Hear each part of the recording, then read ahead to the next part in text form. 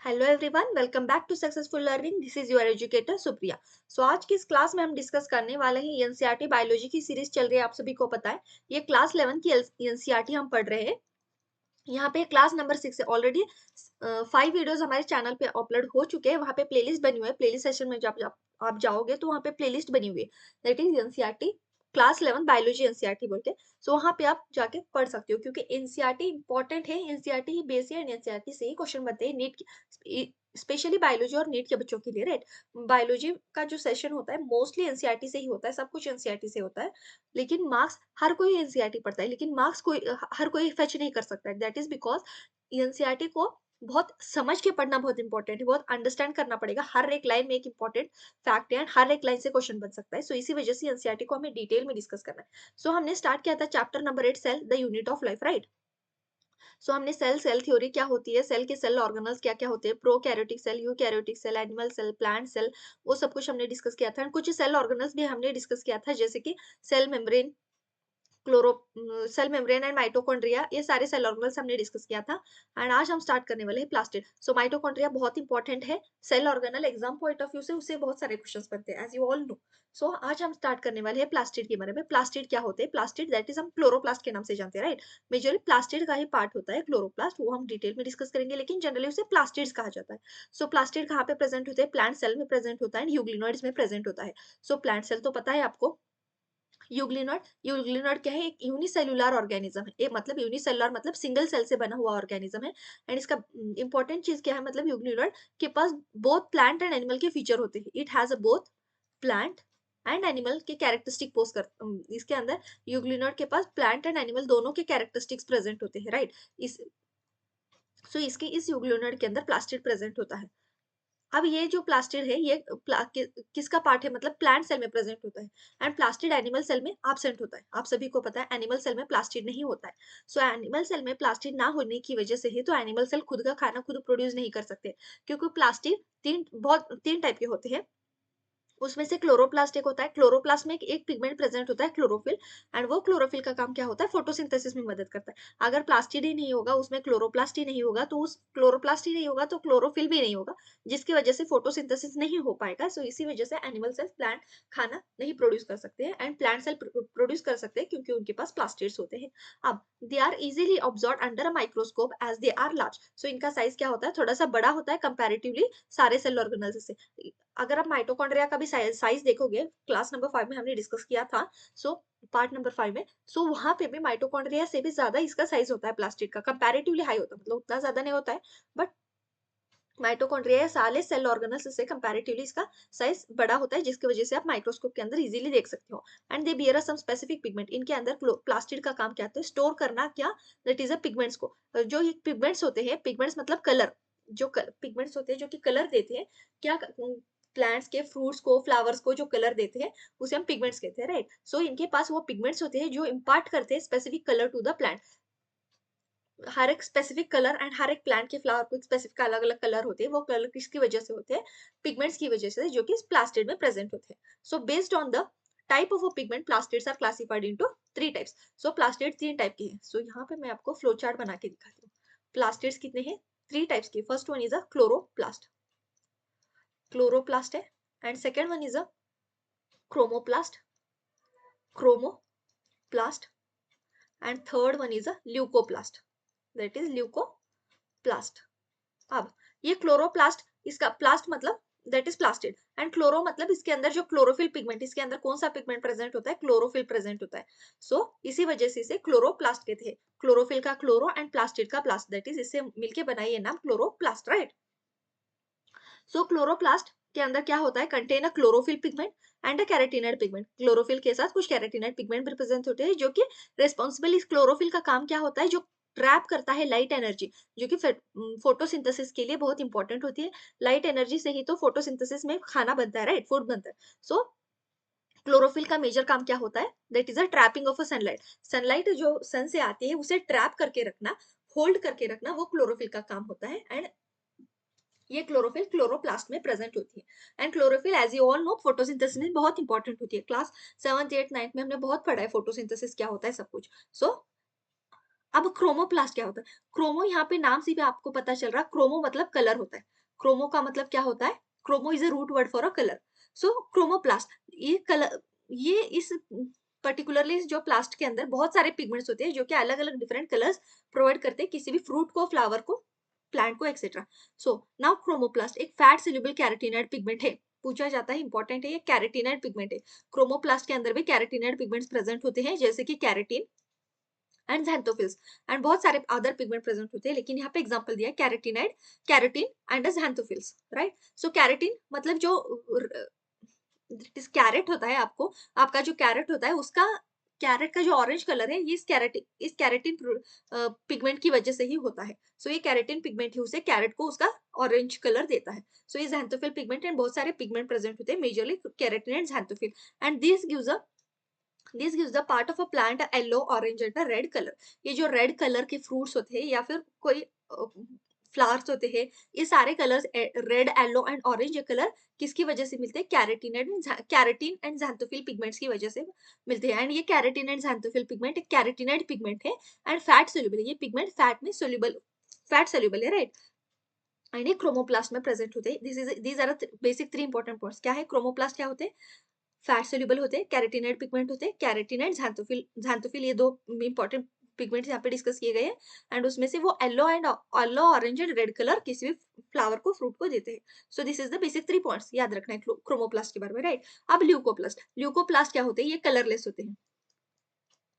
ये क्या होते हैं? कलरलेस। अब ल्यूकोप्लास्ट भी फर्दर 3 टाइप में डिवाइड है। दिस कलरलेस प्लास्टिड होते हैं। इसका काम क्या होता है? स्टोरेज का काम होता है। So first one is amyloplast. Amyloplast है एंड सेकेंड वन, ये फर्स्ट है, अब यहाँ पे मैं लिख देती हूँ, एंड सेकेंड वन क्या है? इलायोप्लास्ट। इलायोप्लास्ट एंड थर्ड कौन सा है? अल्यूरोप्लास्ट। अल्यूरोप्लास्ट। सो ल्यूकोप्लास्ट कलरलेस होते हैं, एक इंपॉर्टेंट पॉइंट है, ल्यूकोप्लास्ट आर कलरलेस। अमाइलोप्लास्ट किसको स्टोर करता है? ये स्टोर करता है कार्बोहाइड्रेट्स को, राइट? ये कार्बोहाइड्रेट्स को स्टोर करता है। इलायोप्लास्ट लिपिड्स को, ऑयल्स को, फैट्स को स्टोर करता है। इलायोप्लास्ट वो लिपिड को, स्पेशली लिपिड को स्टोर करता है। अल्यूरोप्लास्ट प्रोटीन्स को स्टोर करके रखता है। सो ये तीन डिफरेंट टाइप के ल्यूकोप्लास्ट है एंड इंपॉर्टेंट है, इनका काम क्या होता है? अमाइलो, इलायोन, अल्यूरोप्लास्ट, क्योंकि कंफ्यूजिंग पॉइंट भी है ना, कौन सा प्लास्ट किस चीज को स्टोर करता है, वो भी इंपॉर्टेंट है, राइट? सो इसी वजह से यहाँ पे कंफ्यूजन होता है, इसी वजह से मैंने यहाँ पे लिख दिया, right? So now leucoplast are colourless plastid as I told you, and इनका शेप एंड साइज डिफरेंट होता है, अलग अलग टाइप के, अलग अलग शेप के होते हैं। जैसे कि हमने, जब हम माइटोकॉन्ड्रिया भी पढ़ रहे थे, वहां पे अभी हमने देखा था ना, माइटोकॉन्ड्रिया के भी शेप अलग अलग होते हैं। सो अलग अलग डिफरेंट डिफरेंट शेप्स के होते हैं एंड वो किसके ऊपर डिपेंड होते हैं? उनका जो काम होता है, उस पर्टिकुलर सेल का जो काम होता है उसके ऊपर डिपेंडेंट वो उस सेल के माइटोकॉन्ड्रिया का शेप साइज अलग अलग होता है। अब ये क्या काम करते हैं? Leucoplast store nutrients, right? Now moving on amyloplast, जैसे कि मैंने बताया, इट स्टोर्स अ कार्बोहाइड्रेट्स, ये कार्बोहाइड्रेट्स को स्टोर करता है, जो स्टार्च, राइट? जो कि पोटैटो में स्टार्च होता है। अब इलायोप्लास्ट ऑयल्स एंड फैट्स को स्टोर करता है, मतलब लिपिड है, ये सारे लिपिड को स्टोर करता है। And whereas aleuroplast stores a protein, ये अल्यूरोप्लास्ट है, ये प्रोटीन को स्टोर करता है। ये 3 इंपॉर्टेंट प्लास्ट है। Now majority of a chloroplast of a green plants are found in a mesophyll cells of a leaves. So जो leaves के मेसोफिल सेल्स है, वहां पे सबसे ज्यादा क्लोरोप्लास्ट प्रेजेंट होते हैं। 20 से लेके 40 के बीच उतने नंबर में क्लोरोप्लास्ट हर एक सेल में प्रेजेंट होते हैं, इस मेसोफिल सेल में, राइट? सो याद रखना, it is very important. Now shape भी इसका वेरी करता है क्लोरोप्लास्ट का, लेंस, कुछ लेंस शेप के होते हैं, कुछ ओवल शेप के होते हैं, कुछ spherical, discoid and even ribbon shape के भी कुछ और होते हैं क्लोरोप्लास्ट। नाउ एंड इनका साइज भी वेरिएबल होता है, बहुत ही वेरिएबल होता है इनका साइज बड़ा होता है एज कम्पेयर टू माइटोकॉन्ड्रिया। सारी चीजों को आप देखो तो सबसे कंपैरेटिवली बड़ा होता है। एंड लेंथ कितना है? 5 to 10 माइक्रोमीटर। लेंथ कितना है क्लोरोप्लास्ट का? That is 5 to 10 micrometre and width कितनी है? 2 to 4 माइक्रोमीटर। सो ये कुछ ऐसे सेल ऑर्गेनल जैसे कि माइटोकॉन्ड्रिया, गोल्जी बॉडीज, इन सभी का जो साइज है पर्टिकुलरली, स्पेसिफिकली वो नंबर हमें याद रखना पड़ेगा क्योंकि इंपॉर्टेंट है। बाकी सारे का नहीं दिया गया है, इन 2-4 सेल ऑर्गेनल्स का ही दिया है। So remember it, right? Now इनका साइज कितना होता है? 5 to 10 माइक्रोमीटर इनकी लेंथ होती है एंड विड्थ 2 to 4 होता है। एंड इनका जो नंबर होता है वो वेरी करता है। माइटोकॉन्ड्रिया में भी हमने एक लाइन पढ़ी थी, वहाँ पे भी लिखा हुआ था कि माइटोकॉन्ड्रिया किसी सेल के अंदर 1 माइटोकॉन्ड्रिया प्रेज़ेंट होता है, किसी में 2 होते हैं, किसी में 10 होते हैं। सो ये जो नंबर अलग-अलग होते हैं, ये किसके ऊपर होते हैं? उस पर्टिकुलर सेल का जो काम होता है, उसके ऊपर डिपेंडेंट वो सारे नंबर वेरी करते हैं। सो इसी तरीके से क्लोरोप्लास्ट का भी नंबर वेरी करता है। सो एक जो क्लाइमाइडोमोनास नाम का एक एल्गे है, एक ग्रीन एल्गे है, सो उसके अंदर उसके सेल के अंदर एक सेल के अंदर एक ही क्लोरोप्लास्ट प्रेजेंट होता है। लेकिन जैसे कि मैंने बताया ये जो म्यूसोफिल सेल्स है ल्यूस के, उनके अंदर एक सेल के अंदर 20 से लेके 40 तक ये क्लोरोप्लास्ट प्रेजेंट होते हैं। सो यही वेरिएशन किसके ऊपर डिपेंड होता है, उस सेल का स्पेसिफिक फंक्शन क्या होता है उसके ऊपर डिपेंडेंट ये सारे नंबर्स वेरी करते हैं। Like mitochondria, chloroplast also have a double membrane bond. So chloroplast के भी ऊपर दो मेम्ब्रेन से बाउंड हुआ हो, ये जो सेल ऑर्गेनेल है इसको प्रोटेक्शन के लिए बाहर दो मेम्ब्रेन प्रेजेंट होते हैं। माइटोकॉन्ड्रिया में भी दो होते हैं, right. So of the two यहाँ पे दिखाई दे रहा है, राइट। सो ये क्या है, आउटर आउटर मेम्ब्रेन है, एंड जो अंदर वाला ये this is a inner membrane of a chloroplast. Now of the two, inner chloroplast membrane is relatively less permeable. So permeability मतलब permeable मतलब किसी भी चीज को आने के लिए परमिट करे, किसी भी आयन को मॉलिक्यूल को ये मेम्ब्रेन आने के लिए पास होने के लिए permission they, that is permit करे, उसे हम परमियाबिलिटी कहते हैं। सो बाहर का मेम्ब्रेन तो सभी चीजों को आने के लिए जाने के लिए परमिट करता है, लेकिन जो अंदर वाला मेम्ब्रेन होता है वो रिलेटिवली लेस परमिएबल है। अगर हम आउटर मेम्ब्रेन से कंपेयर करें तो ये थोड़ा लेस परमिएबल है, कुछ मॉलिक्यूल्स को अंदर एंटर होने देता है, कुछ को नहीं होने देता है, राइट। कुछ आयंस मॉलिक्यूल्स को आने आने के लिए परमिट करता है, कुछ को नहीं करता है, that is called as a less permeable. And the space limiting by the inner membrane of a chloroplast is called as a stroma. ये जो इनर मेम्ब्रेन के अंदर ये जो स्पेस है पूरा पूरा, इसे हम क्या कहते हैं, स्ट्रोमा कहते हैं, राइट। सो उसे हम स्ट्रोमा कहते हैं। A number of organized flattened membrane sacs are called thylakoid। ये इन सारी चीजों को, ये जो ऑर्गेनाइज्ड यहाँ पे आपको दिख रहे हैं, इसे हर एक चीज को हम क्या कहते हैं, थाइलाकॉइड कहते हैं। सो ये thylakoid these are present in a stroma. ये जो क्लोरो इनर मेम्ब्रेन के अंदर ये जो स्पेस है वहीं पे ये थाइलाकॉइड प्रेजेंट होते हैं, right. And thylakoids are arranged in a stack like a piles, like the pile of a coins are called as a grain. जैसे आप सिक्के अरेंज करके रखते हो एक के ऊपर एक के ऊपर, उसी तरीके से ये जो थाइलाकॉइड है एक के ऊपर एक अरेंज हुए हुए कहाँ पे प्रेजेंट है, स्ट्रोमा में, क्लोरोप्लास्ट के स्ट्रोमा में प्रेजेंट है, इस तरीके से अरेंज है। एंड इस पूरे पाइल को, इस पूरे बंडल को हम क्या कहते हैं, हम क्या कहते हैं, ग्राना कहते हैं, ग्राना। हम कहते क्या कहते हैं, ग्राना कहते हैं। नाउ और इंटीग्रल थैलाकॉइड, इंटीग्रल थैलाकॉइड भी कहते हैं। In addition there are a flat membranous tubules called as stroma lamellae connecting the thylakoid of a different grana. ये एक पर्टिकुलर ग्राना है, मतलब ये स्पेसिफिक क्या है, एक हर एक इस ये जो डिस्क शेप का होता है इसे हम थैलाकॉइड कहते हैं। अगर ये सारे थैलाकॉइड एक एक के ऊपर एक अरेंज हो जाए, उस पर्टिकुलर इस पूरे को हम क्या कहते हैं, ग्राना कहते हैं। अगर हर एक ग्राना एक दूसरे से इस तरीके से कनेक्टेड है, हर एक थैलाकॉइड, सो इस जो कनेक्शन ये जो बना है यहाँ पे आपको दिखाई दे रहा होगा, ये जो कनेक्शन है यहाँ पे, ये जो कनेक्शन है, सो इस कनेक्शन को क्या कहते हैं, जो हर एक थाइलाकॉइड को, हर एक ग्राना को कनेक्ट करता है, उसे हम क्या कहते हैं, स्ट्रोमा लैमेले कहते हैं। स्ट्रोमा मतलब स्ट्रोमा के अंदर प्रेजेंट होता है, इसीलिए स्ट्रोमा लैमेले कहते हैं। इसे हम क्या कहते हैं, स्ट्रोमा लैमेले, स्ट्रोमा लैमेले कहते हैं। सो इट इज इंपॉर्टेंट, ये सारे नाम इंपॉर्टेंट होते हैं। Connecting the thylakoid of a different grana, different different granas के थाइलाकॉइड को कनेक्ट करने वाला जो कनेक्टिंग लाइन होता है उसे क्या कहते हैं, स्ट्रोमा, स्ट्रोमा लैमेले कहते हैं। And the number of a thylakoid enclose a space called as an lumen. And ये थाइलाकॉइड के अंदर जो स्पेस होता है उसे क्या कहते हैं, ल्यूमेंस कहते हैं। हर एक थाइलाकॉइड के अंदर ये जो स्पेस होता है उसे हम ल्यूमेन कहते हैं। And the stroma of a chloroplast, the stroma of a chloroplast contain enzyme require for the synthesis of a carbohydrates and protein. ये जो स्ट्रोमा होता है, जो खाली प्लेस यहाँ पे आप सभी को दिख रहा है, इसे हम स्ट्रोमा कहते हैं। इस स्ट्रोमा के अंदर क्या प्रेजेंट होता है, बहुत सारे एंजाइम्स प्रेजेंट होते हैं जो कि कार्बोहाइड्रेट्स एंड प्रोटीन के सिंथेसिस के लिए मदद करते हैं। And it also contain it also contain small double standard circular DNA molecule under ribosome. So यहाँ पे बताया गया है कि इसके अंदर एंजाइम्स होते हैं। एंजाइम्स क्या करते हैं, कार्बोहाइड्रेट्स एंड प्रोटीन को सिंथेसाइज करते हैं। एंड आपने राइबोसोम, आपने पढ़ा होगा राइबोसोम, जब आपने पढ़ा था तो वहाँ पे राइबोसोम से ही हम प्रोटीन को सिंथेसाइज कर सकते हैं। इसका मतलब क्लोरोप्लास्ट में राइबोसोम प्रेजेंट होता है। कुछ ऐसे ओनली दो सेल ऑर्गेनेल है जिसके अंदर उनका खुद का जेनेटिक मटेरियल डीएनए, सेल का तो जेनेटिक मटेरियल जीनोमिक डीएनए होता है, उनके साथ साथ इनके अंदर ये क्या है, क्लोरोप्लास्ट के अंदर एक उनका circular double standard circular DNA present होता है। इस तरीके से ये डबल स्टैंडर्ड होता है, इस तरीके से पूरा सर्कुलर डीएनए प्रेजेंट होता है।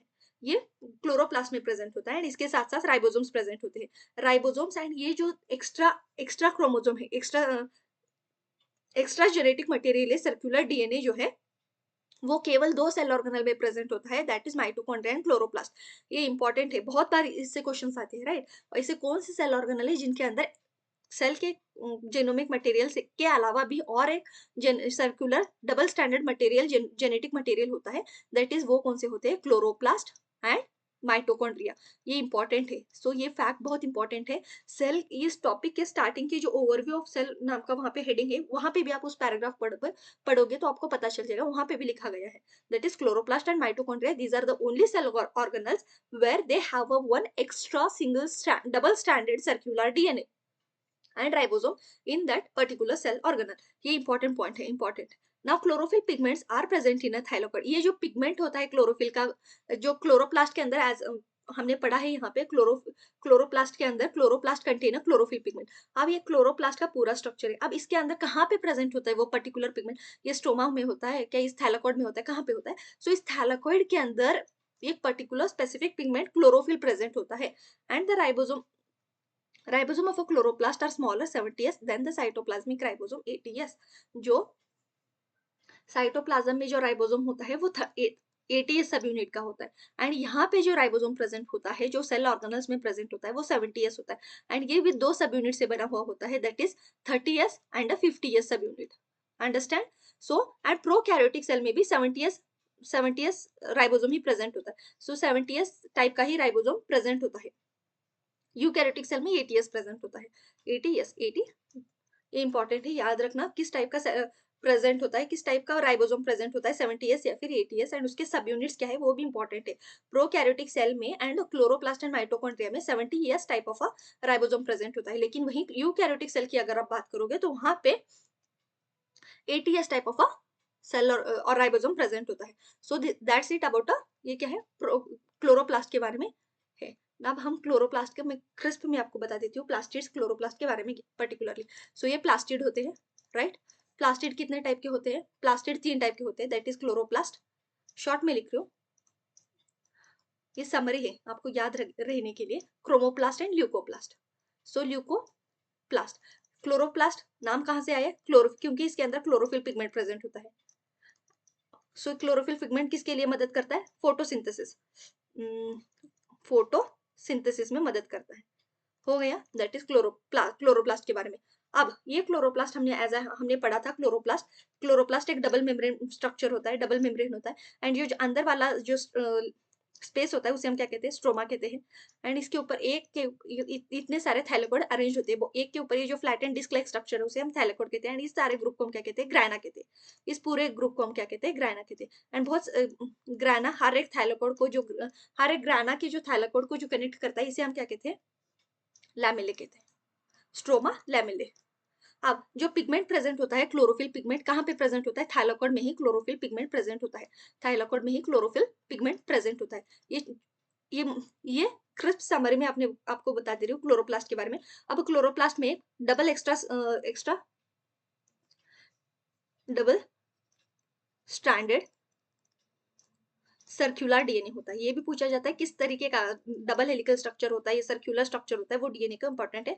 सो double standard circular DNA present होता है एंड राइबोसोम प्रेजेंट होता है, प्लस राइबोसोम प्रेजेंट होता है। एक्सेप्शन है, राइबोसोम भी 70s सब यूनिट का होता है, उसके 70s यूनिट का होता है, ये स्मॉलर साइज का होता है कंपैरेटिवली। जो सेल में प्रेजेंट होता है वो 80s होता है, लेकिन इस क्लोरोप्लास्ट में जो प्रेजेंट होता है वो 70s होता है। उसके 2 सब यूनिट है, 30s एंड 50s। अब हमने देख लिया पूरा क्लोरोप्लास्ट के बारे में। नाउ मूविंग ऑन, ये क्रोमोप्लास्ट, क्रोमो मतलब कलर होता है, ये रूट वर्ड है किसका? कलर का। सो इसके अंदर बहुत सारे पिगमेंट्स होते हैं जो प्लांट के किसी भी सेल के, किसी भी प्लांट के फ्रूट्स को, फ्लावर्स को कलर इंपार्ट करते हैं। स्पेशली इसके अंदर कैरोटीनॉइड पिगमेंट होते हैं, राइट? कैरोटीनॉइड पिगमेंट होते हैं। अब ल्यूकोप्लास्ट फैट सोल्यूबल कैरोटीनॉइड, इसका जो पिगमेंट होता है फैट सोल्यूबल कैरोटीनॉइड पिगमेंट होता है, जैसे कि कैरेटिन पिगमेंट होता है एंड एक ज़ैंथोफिल पिगमेंट होता है, राइट? ये ज़ैंथोफिल प्रेजेंट होता है। कैरेटिन जो कैरेट में जो रेड कलर आता है, सॉरी सॉरी सॉरी सॉरी, ये क्या लिख रही हूँ मैं? कैरेट में जो ऑरेंज कलर आता है, ये कैरेटिन पिगमेंट की वजह से आता है। ये दोनों पिगमेंट किसके लिए रिस्पॉन्सिबल है? स्पेसिफिकली कौन से कलर? येलो, रेड एंड कौन सा? Orange colour. ऑरेंज कलर इंपार्ट करते हैं। ऑर्गन लिखा है मैंने, ऑरेंज कलर इम्पार्ट करते हैं। अब ल्यूकोप्लास्ट, ल्यूकोप्लास्ट ये कलरलेस है, leucoplast are colourless plastids. So leucoplast भी 3 टाइप के होते हैं, एक अमाइलोप्लास्ट, अमाइलोप्लास्ट ये किसको स्टोर करते हैं, ये कार्बोहाइड्रेट्स को स्टोर करते हैं, कार्बोहाइड्रेट्स जो कि स्टार्च कंटेनिंग फूड में प्रेजेंट होता है कार्बोहाइड्रेट। अब दूसरा क्या है, इलायोप्लास्ट, इलायोप्लास्ट, इलायोप्लास्ट किस में प्रेजेंट होता है, इलायोप्लास्ट क्या स्टोर करता है, सॉरी ये लिपिड्स, ऑयल्स, फैट्स, ऑयल को, फैट को स्टोर करता है। एंड एक दूसरा होता है अल्यूरोप्लास्ट, अल्यूरोप्लास्ट प्रोटीन को स्टोर करता है, किसको स्टोर करता है, दैट इज अ प्रोटीन को स्टोर करता है। सो ये पूरा प्लास्टिड का मैंने आपको बहुत ही इस कंसाइज में मैं आपको रिवाइज कर दिया सब कुछ। सो नाउ हम आगे बढ़ते हैं। नाउ मूविंग ऑन, ये छोटा सा है राइबोसोम को हम आज इसकी भी इस वीडियो में कंप्लीट करते हैं। नेक्स्ट साइटोस्केलेटन नेक्स्ट वीडियो में कंप्लीट करते हैं। सो राइबोसोम क्या होता है, राइबोसोम जैसे कि मैंने बताया बहुत बार हमने पढ़ा है, ऊपर भी हमने पढ़ा है, पार्ट 5 में 4 में आप देख सकते हो राइबोसोम के पढ़ा। राइबोसोम एक सेल ऑर्गेनल है एंड ये सेल ऑर्गेनल है जिसके ऊपर ये इसके ऊपर कोई मेम्ब्रेन नहीं है, ये मेम्ब्रेन बॉन्ड सेल ऑर्गेनल नहीं है। सारे ऑर्गेनल्स मोस्टली सारे ऑर्गेनल्स के ऊपर मेम्ब्रेन प्रेजेंट होता है, लेकिन ये जो ऐसा सेल ऑर्गेनल है जिसके ऊपर मेम्ब्रेन नहीं है, not membrane bond organelle. Ribosomes these are a granular structure first observed under a electron microscope as a dense particle.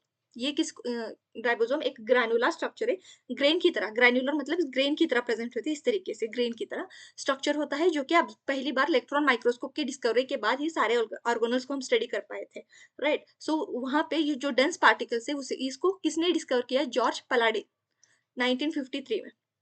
Year of discovery important है, जॉर्ज पेलाडे 1953 में पहली बार राइबोसोम को देखा था, तो इन्होंने पहली बार राइबोसोम को डिस्कवर किया था।